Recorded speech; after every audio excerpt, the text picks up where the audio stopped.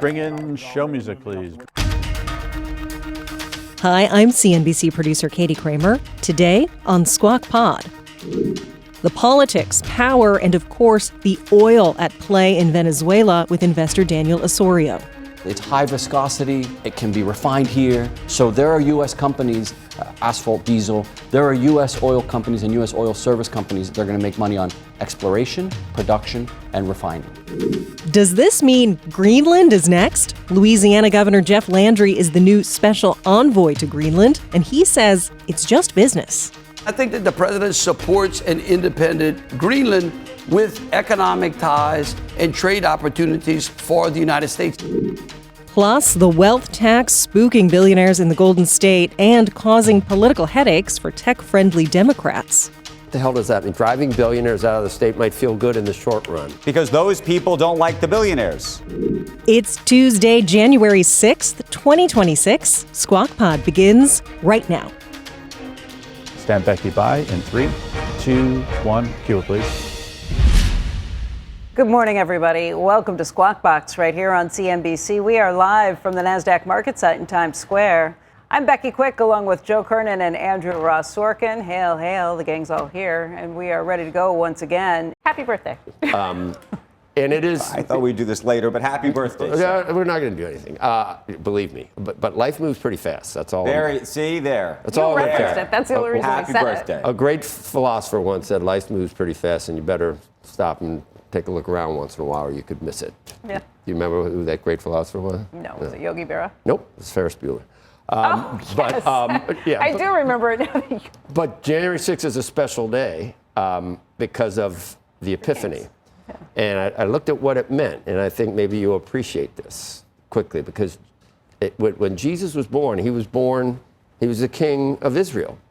And at that point, that was the chosen people. Nobody else was invited in. I didn't realize the three kings were Gentiles. And that represents everybody can be part of this is what's written anyway, if you believe it. I don't know whether you believe it or not, but that's what Christians and Catholics believe, that's when everybody was invited. Then they bought frankincense, which Gold and myrrh. Gold was representing kingmanship, frankincense was divinity, and myrrh was the future suffering that he was going to go through. Anyway, that's what I'd like to, and it's Norman Reedus's birthday, the guy from Walking Dead. Yeah. So those are the two things I want to leave. That's what's celebrating. Those are what I want to leave you with. The Trump administration, and just that we're all getting older, and there's just no stopping it. It's almost like a freight train. Is it not? I mean, some of us older than others, but the years are going by. Life does move pretty fast. Ferris Bueller was pretty smart. The years are going by. Our next guest here to weigh in on Venezuela leader Nicolas Maduro's ouster and the impact on oil, on crypto, as we were just discussing during the commercial break, and so much more. Joining us is Daniel Osorio. He is Andean Capital Advisor, President, and Founder. Good morning to you. Good morning. So help us understand what you think is going to happen here next before we even get into all the other details. Well, I think to put it in context, this is the biggest thing that has happened in U.S. foreign policy to Latin America in 65 years, since the Bay of Pigs. You know, the Trump administration has clearly said the hemisphere matters. And it is of grave national importance to the United States, and we will act accordingly. And we saw that over the weekend.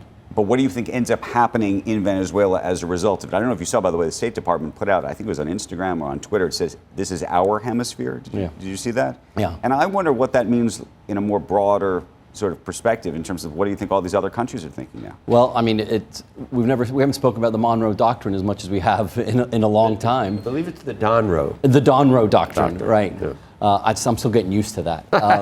Yeah.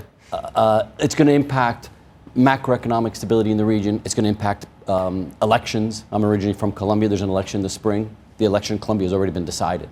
The leftist-leaning candidate is going to lose. I mean, did we have to claim that that it's our hemisphere, or was it de facto the United States? It is, because of its influence, power, economic power, military power. It is the hemisphere where the U.S. is dominant, and China would admit that they are over there. You don't even have to say it for it to be true. You don't have to say it. Brazil's largest trading partner is China. China built the largest port in South America, in Peru. Maybe you do have to say it. You have to show it. So you have to. So this is not a bad thing. You have to show it. It's interventionist. It kind of looks like, and it seems like a return to a different era. It's a return to a different era. Is it a good thing?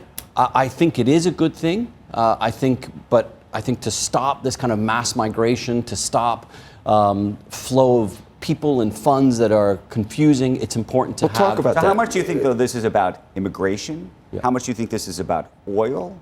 How much do you think this is actually about drugs? But Daniel said he was from Colombia. I didn't realize how many Venezuelans in Colombia. So Venezuela is a country of 28 million people. And how many 8 left? million people. It should be 35, 36. 8 million people left Venezuela. It's the largest migration, I think, since the Second World War. And there are 5 million of them in Colombia. They've gone all over Latin America. And these aren't, they get painted with a bad brush. These are not bad people. These are people looking But they need for new healthcare. They need healthcare, they need education. They arrive with no money. In Colombia, yeah. Throughout the hemisphere, largely in Colombia. Now, you can imagine what that does to a developing economy when 5 million people show up saying, I need shelter, I need health, I need education. So what do you think the prevailing view is in Latin America about what's happening here?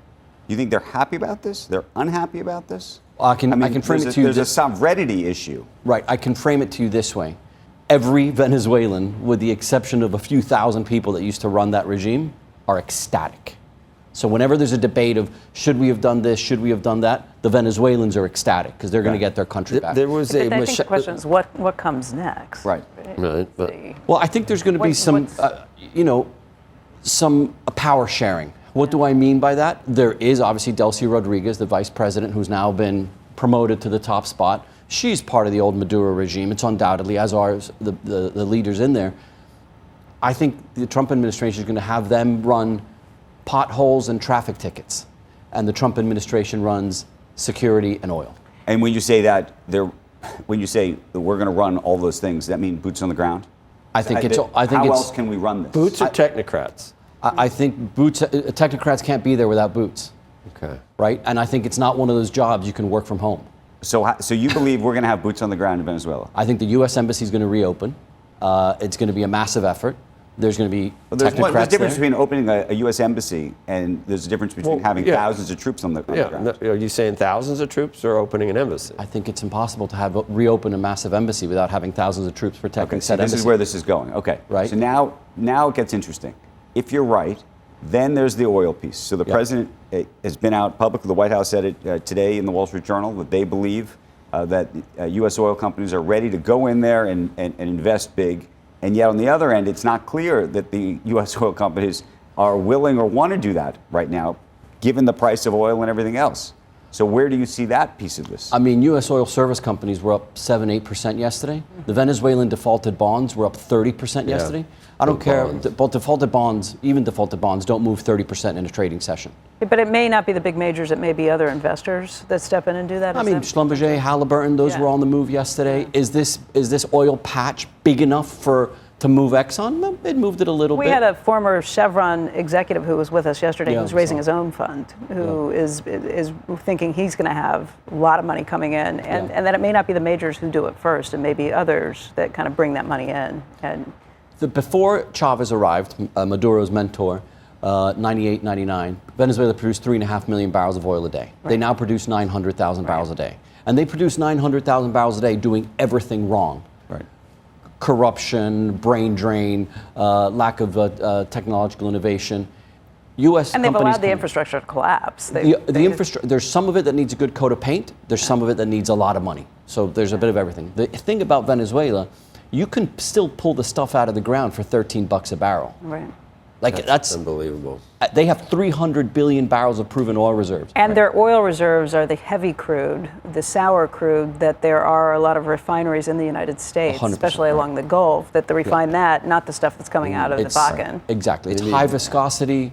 It can be refined here. So there are U.S. companies, asphalt, diesel. Yeah. There are U.S. oil companies and U.S. oil service companies that are going to make money on exploration, production, and refining. We need a Squawk fund. We should, at $13 a barrel. You sat down and talked about Bitcoin is not popular in Venezuela because of an investment. It's a usage case. It's absolutely essential if you want to buy something, to One of the fascinating things that has happened in Venezuela, not out of intellectual curiosity or out of portfolio diversification, but out of necessity, is how so many people within that country have used crypto for survival.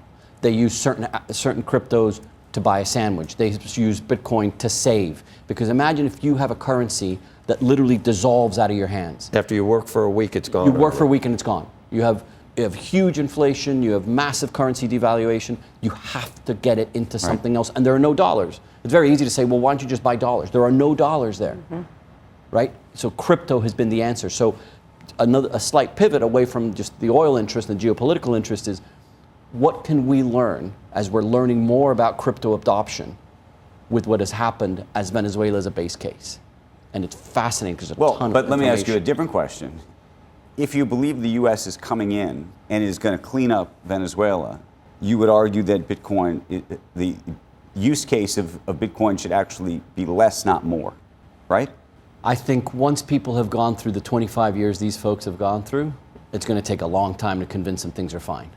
But why is that view? That view is completely at odds with the other view you just provided around oil and everything else that has to happen. You just said that the whole country is that there's a big investment case to be made in the country. Everything, we can go in and do all these things. And Bitcoin is the opposite view. Bitcoin is the view that for 25 years, people are so, psychologically scarred by this that they can't do anything and they'll never trust real money. No, it just takes time, right? You can't be, so myopic to think that this is going to get fixed in a week, 2 weeks, 3 weeks. It's going to take some time. In the meantime, people are going to protect their assets by maintaining their right. Their So there's a short-term bet on Bitcoin. That would be a short-term bet. I'm saying is assuming if you believe the U.S. is so great at taking things over and doing all of these things, you would think that Bitcoin shouldn't have the value that it has. By the way, I'm not making the case one way or the other. I'm just you seem to quite a bit, but well, here we are making. He's arguing. I don't get that. I don't get that. But I think there's going to be a ton of money flowing in. I think there's going to be the equivalent of a Marshall Plan for Venezuela. It's going to be paid for, not by us, but through Venezuelan oil. U.S. companies are going to come in. They're going to increase exploration. They're going to invest in oil infrastructure. They're going to invest in infrastructure. And do you think that's going to get that country going? And do you think that we are going to be either reimbursing folks or financially incentivizing companies to do this? Meaning that, do you think this ultimately is going to have to come from? You're saying it doesn't come from the U.S. taxpayer, but if you talk to some of these oil execs and others, there's a view that maybe we wait around and people do stuff for us. I think there is going to be a increased activity in the international debt capital markets once the Venezuelan bonds and the PDVSA bonds, the oil company bonds, gets restructured. The Venezuela will have access to the debt capital markets. They'll borrow money. They'll get that country moving again. Oil companies will come in and make their own investment, and then they're going to get a revenue share of what they, I think, a pretty favorable revenue share of the oil that comes out of the ground in Venezuela. It's not going to be a dollar-denominated economy down there, but more so than it was in the past, I guess, right? I Your think currency will improve. The Venezuelan, we're seeing it with the bonds already. There'll be a reset. The bonds are denominated in dollars. There'll be a reset. And the question will be, does it just become, if I was a central bank governor of Venezuela, it might just be easier to dollarize the economy. That's what I mean. And just say, hey, you know what? We're a dollar economy, and this is the way this thing works now. But I don't think that means no one has Bitcoin. That's the point. I don't think it means that all of a sudden everyone just. I'm not saying everybody sells all their Bitcoin. I'm saying, but if you dollarize the economy and you think the dollar's so great, it'd be both. Less people would. I think it'd be both. I think it's already it's out of the horse left the barn already. Yeah, in terms and of I think it'd be a combination. I think people would right. welcome the chance to earn in dollars and also be able to save in other. I just don't think that people talked about Bitcoin a lot about. Around the world, and the unbanked that work all week and then have nothing to show for it at the end. And this is, I think, a concrete example that it's actually happened. You've seen it happen. And until people have gone through hyperinflation, you don't know what that feels like. Exactly what you just said. Well, you work all week, and then all of a sudden the money's gone. We did have the Biden administration. I don't think there was hyperinflation during the Biden administration. 9% is pretty hyper. Got people pretty hyped. They're still hyped up about it. The affordability question, that's from the 22% in that administration. That's what it's from, right? Right. Daniel, thank you for coming. Thank you. It's great to see all of you. Cheese will be next. Coming up on Squawk Pod, what happens when the Democratic mayor of Silicon Valley's largest city comes out against a so-called billionaire's tax in California? The Golden State and fractured tech politics. Next. Why don't they like the billionaire? Because they think that the world is unequal, which it is.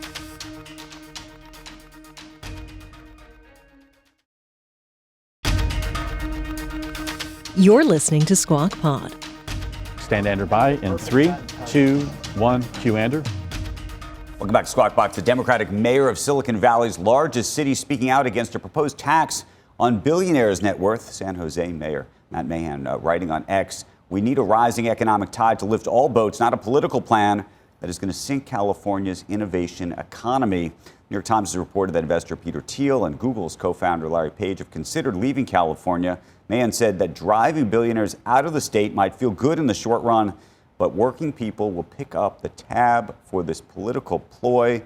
It's interesting because Peter Thiel already opened an office. I don't know if you saw in Miami. Put out a release about it. Put out a press release about it. You do that in part because you might be saying you've already moved, if you will. And then there's, I don't know if you saw Ro Khanna. I know you're doing this, Rojo campaign together, but by the way, he said good riddance. I know. He took to Twitter and said good riddance. I was thinking about this. All politics are local, and I understand this gentleman even as a Democrat, but he can't help himself though. What the hell does that mean? Driving billionaires out of the state might feel good in the short run. That's a stupid comment. No. He's saying that to the feeding the populace. To the people who are the people who want that. Right. That's why would it feel good in the short term? Because those people don't like the billionaires. Why don't they like the billionaires? Because they think that the world is unequal, which it is. But then you're going to have the issue where a rare number of people pay the majority, like 30% of the tax base, and if that disappears they can't get to the point of where they see they clearly can't. That's why they're saying did all these people inherit the money? Why can't they? Why can't they see that when you do something like that and create that wealth, that there's taxes involved, there's shareholders involved, there's technology that's involved. You and I agree on this topic. You sure? Yes. Billionaires are a good thing. Ro knows that. I'm not disagreeing with that. Ro can't help himself because the geographic center of that crazy Democratic Party at this point is so far left that he can't be. If you're John Fetterman in this Democratic Party, you almost have to become an independent. You can't say normal, reasonable things anymore, Andrew. It's going to change. We're seeing it change, I think, at this point. Well, I don't know. You might be seeing it change the other way. That's the other piece of this. You say maybe every generation we have to go through that. I think there's a lot of folks who look around. This goes back to the question about affordability, and they say, and they look at the billionaires. Remember in G1, every once in a while, there's got to be like a total battle, and the mattresses come out. A lot of people, bad things happen. Then you can start fresh again. But we got to learn. Well, but then there could be a real battle. I mean, now you're into the Ray Dalio Civil War kind of situation. No, I was just kidding about the Godfather. No. But one of the things that he's talked about for a long time is that when you get this kind of inequality, you do have to believe the inequality piece is not good. That is true. Forgetting about whether you like billionaires, you don't like billionaires, you want everyone to become a billionaire. We do. But Ray Dalio also said no one can do what he did anymore. Like he's so special. There's still a possibility of it. It's much harder. I think that we need to equalize opportunity, not equalize outcome. But the opportunity for that outcome today is lower for a lot of reasons than it was. Globalization and AI is going to make it even tougher. Sure. And so then the question is, this is a political question, how do you fix that? We have a politician waiting on the other side of this block. Well, I wouldn't look for government to fix it. Next on Squawk Pod, CNBC's Emily Wilkins on Congress's busy return to Washington. And from Venezuela to Greenland, we're diving into President Trump's new interpretation of the centuries-old Monroe Doctrine with Louisiana Governor Jeff Landry. I think that when he looks at Greenland, he says, look, we've got a national security interest in Greenland. We have a defense treaty that's been in place since 1941. We've got soldiers in Greenland. We can do more. We can offer Greenland more than Europe is. We'll be right back.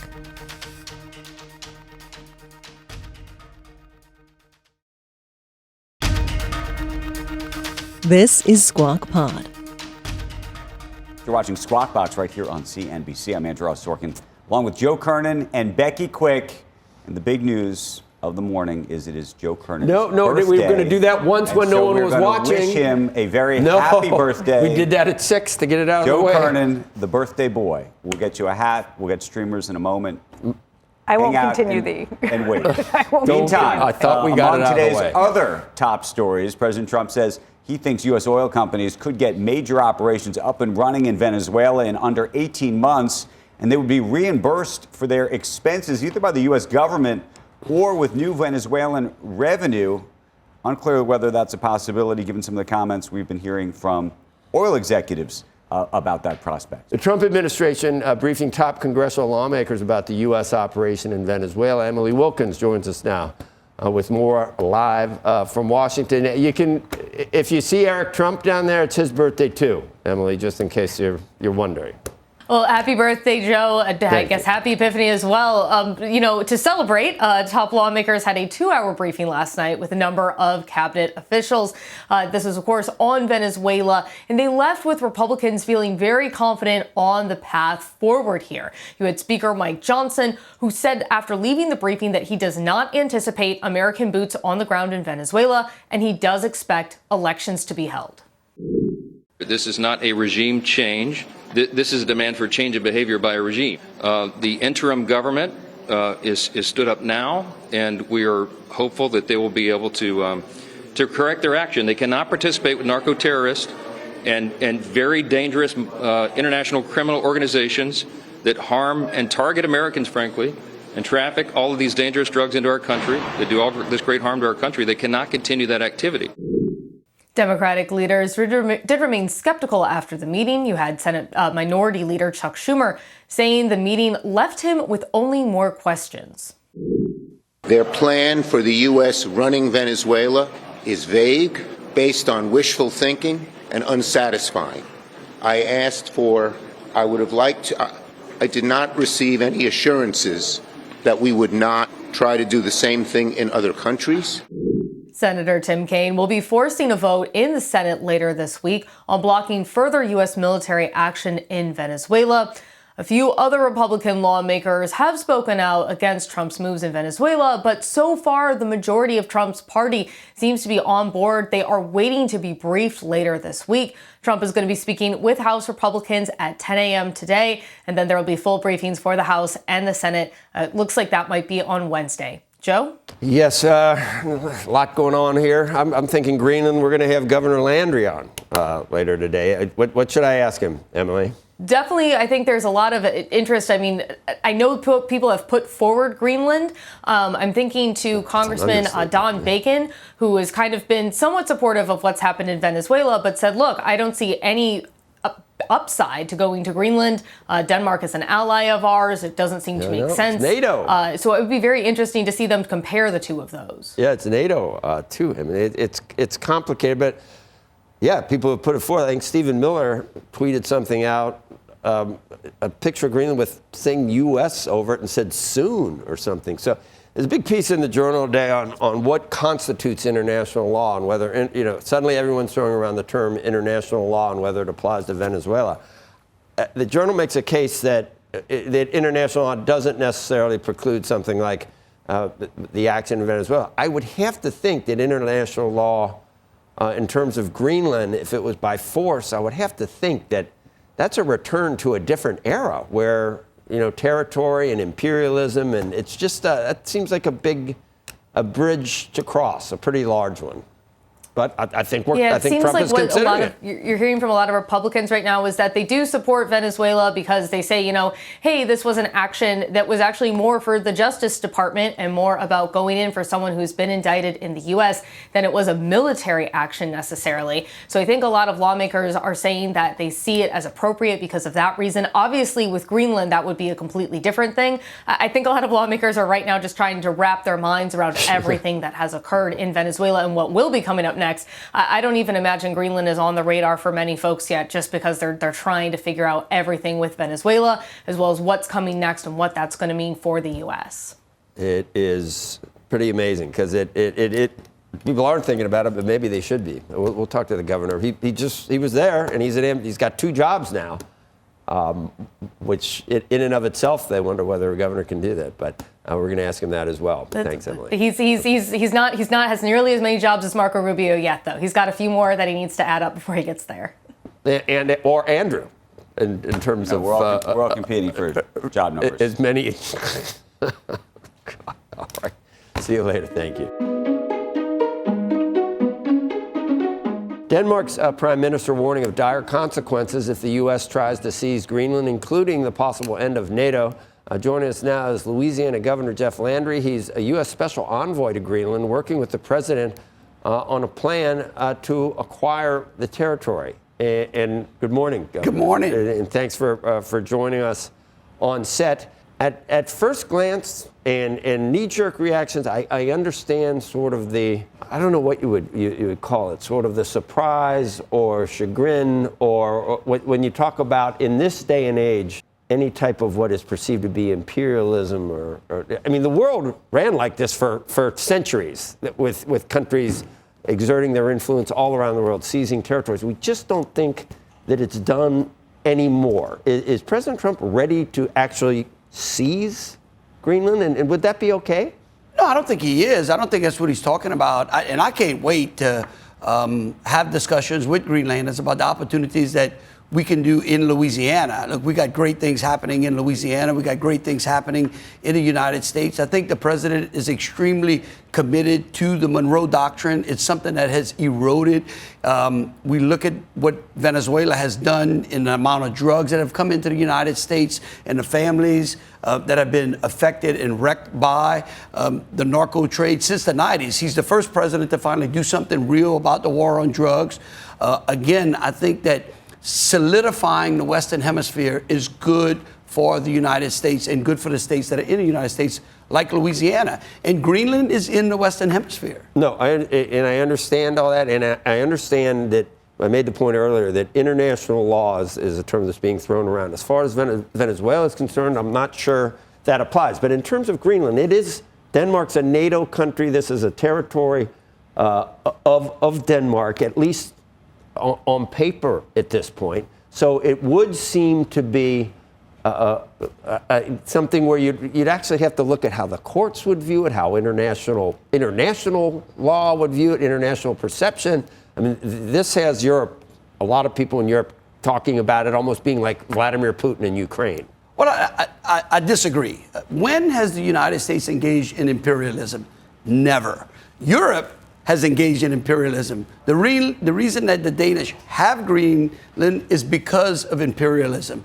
I think that what the president's saying is that if Greenland wanted to come to the United States, if they wanted, I don't know whether the polls are correct. The people of Greenland, at least thus far, do not want to do this. But I don't think they want to be with Denmark either. I think they want self-rule. Exactly, and I think that the president supports an independent Greenland with economic ties and trade opportunities for the United States. Is what I've said all along. And I think that that's what look, our president is a business president. He's a businessman. Right. He wants the American economy to hum. He wants great trading partners. And I think that when he looks at Greenland, he says, look, we've got a national security interest in Greenland. We have a defense treaty that's been in place since 1941. We've got soldiers in Greenland. We can do more. We can offer Greenland more than Europe is. And so, what's wrong with that? Well, I'm not saying there's anything wrong with it. The question, I think, is, over the last 30 years, the United States has actually pulled back at military bases, pulled back developing things in Greenland when the opportunity is sitting there to do that. And by the way, still exists to do that without necessarily taking it over. Well, for the last 30 years, we've allowed the Monroe Doctrine to erode, and look what has happened in Latin America. I think that what you see is in this president is a new doctrine or a renewed sense of the Monroe Doctrine, and I think is good for the American economy and those inside the Western Hemisphere. And so, again, I think that this is an opportunity for Greenlanders and, say, the governor of Louisiana, do business with Louisiana, with other states as well. I was talking to the governor of Alaska. You're talking about doing business. So this is just us going there and doing deals with them, or is this us taking it over? Because President Trump has spoken pretty differently about it. I think that the president is one of those people that says everything is on the table, right? And again, but then, are you saying everything should be on the table? I think that we should go to Greenland and say, hey, what kind of opportunities would you like? Or what are we doing? What can we offer you that Europe is not offering? That makes sense. But the big difference is there, and I'm back to the Godfather again. There's a way of saying, inducing someone with a carrot to do what you want, and there's another way which says, I made him an offer he couldn't refuse. And where someone held a gun to their head and said, you're going to sign this contract and let Johnny Fontaine out, or your blood's going to be on this contract. Are we talking about an actual use of force with troops to seize Greenland? If you're trying to compare Venezuela to Greenland, no, I'm not. I think that's an unfair comparison. That's what I said. I really do. Because again, I think you go back to the Monroe Doctrine. You go back to what has made the United States successful and its allies and its neighbors. Do you think we could seize Greenland by force? Would that be okay? No, I don't. I don't think. And you don't think that's what the president I think said? that we can open a more robust trading opportunity. We can offer Greenlanders, a path for their independence and a neighboring country where they can join the strongest, most advanced economy in the world. It's not happening. You're right. Here's an interesting thing. I love your comment, because let's think about this. A year ago, nobody was talking about Greenland. Nobody. Not even Europe. Not even the people who claim to care about Greenland were talking about Greenland. And here comes President Trump. He mentions it. When I got appointed as a special envoy, I can tell you, in Louisiana, everyone I talked to is like, when can I go? What's going on over there? I'd love to go to Greenland. I think that that's good for the Greenlanders as well. I mean, maybe money always is the way to. I mean, Louisiana Purchase. We didn't own Alaska. We didn't own Manhattan. Well, look, we got it for a song. Look, we were neighbors to Greenland, right? The Cajuns were next door. And how would you do it with money? How would you do it economically? You'd have to get it. You'd have to have the people of Greenland say, "This is what we want," and it. Absolutely. And would you pay attention to what NATO members are saying? On Tuesday, the leaders of France, Germany, Italy, Poland, Spain, the UK, and Denmark all say that Arctic security remains a key priority for Europe, and that this has to be done in conjunction with NATO allies. Are they right? Arctic security should be a major concern for the United States. Should we do it in conjunction with NATO or in spite of I think we should ask the Greenlanders. How about that? Why can't we have a we'll discussion with the Greenlanders without Europe? Again, I think this is a great opportunity for Louisiana. I think it's a great opportunity for the United States. I think that what the president is cementing in the Western Hemisphere is good for our country. Yeah. It's historically been a good thing not to listen too much to Europe, but I see your point. I see your point. But I'd like to just dismiss it out of hand. But I know you can't dismiss it out of hand. But I'd like to. Yeah, I think. Look, again, I think it's a great opportunity. Look, I'm excited to see some of the things that the president is doing around inside of the Western Hemisphere altogether. I mean, people should be cheering. What's going on in Venezuela is something that's much needed. As an attorney general, I have been with the families of. And you've invited the National Guard, and it's helped it. I mean, we've obviously helped in other places. Is something that's important. The war on drugs needs to be seriously addressed. It's been going on for 30-some years. We've spent ungodly amounts of money. We were losing 100,000 Americans a year to the opioid crisis. 100,000 a year. I mean, think about it. That's 800,000 since 2015 dead Americans because of the narco trafficking that primarily has been coming out of the southern Latin American countries. And this president says, okay, I got enough about it. And then there's an issue. Let me ask you one other question. Sure. I don't know if you saw, the State Department put out it was a tweet on X. It says, this is our hemisphere. And there's some people in America who might say, that's great, we want to own the world, and we want to own the hemisphere. And then there's others who said, well, this is not your hemisphere. What do you just make of that sort of the public rhetoric? Because you're saying something that's actually very nuanced, Governor, about how to approach Greenland, for example, right? About trying to attract them in, giving them opportunities, hoping that they actually come to us. Some of the language that the president's using, some of this kind of language that, this is our hemisphere, is the opposite. It comes from a different side of saying, we basically own you, given our scale, size, and power. I mean, the Monroe Doctrine has been around for how long? Okay, so like to all of a sudden say that it doesn't exist anymore, or to reinforce it, and say, well, it's an outdated doctrine. The United States shouldn't care. We shouldn't worry about national security issues, especially in our hemisphere, I think is irresponsible. I think that presidents who have allowed the Monroe Doctrine to erode were acting irresponsibly. And so we're in a position now where we have to reinforce it. And again, I think that having a discussion with Greenland, I think, and I'm hoping, we're going to bring some culinary diplomacy and will be good for Louisiana and the United States. I like the culinary diplomacy. See you at Commander's Palace. Yes, I appreciate that, exactly. Governor. What's going on with Louisiana? You guys got some important people coming from that state, don't you? Running the country at this point. We do. We got some great things happening in Louisiana. I mean, you got the speaker, you got. We've got over Scalise. $80 billion worth of private investment that has come into the state of Louisiana in the last 24 months, and that's historic. We've diversified it. Meta's building the largest AI data center in the world right in North Louisiana. Oh, look at this. And Look what showing from Louisiana. This is a twins king cake. Oh, my goodness. Just for you, for your birthday. Is there something in there? Yeah, there's a twin babies. You got, Yeah. Let me know who gets it, because they got to buy the next It's one. good luck, right? I'll send Whoever them a gets the gift card. baby? Yeah. Absolutely. Look at that. The dingo ate your baby. It's from Seinfeld. The Governor Landry, thank you. Appreciate it very much. Thank you. Yeah, we do appreciate it. Happy birthday. That is Squawk Pod for today. Thanks for listening, and happy birthday to our Joe Kernen. Tune in to Squawk Box weekday mornings on CNBC at 6 Eastern, or get the best of our TV show right into your ears when you follow Squawk Pod wherever you like to get your podcasts. We'll meet you right back here tomorrow. We are clear. Thanks, guys.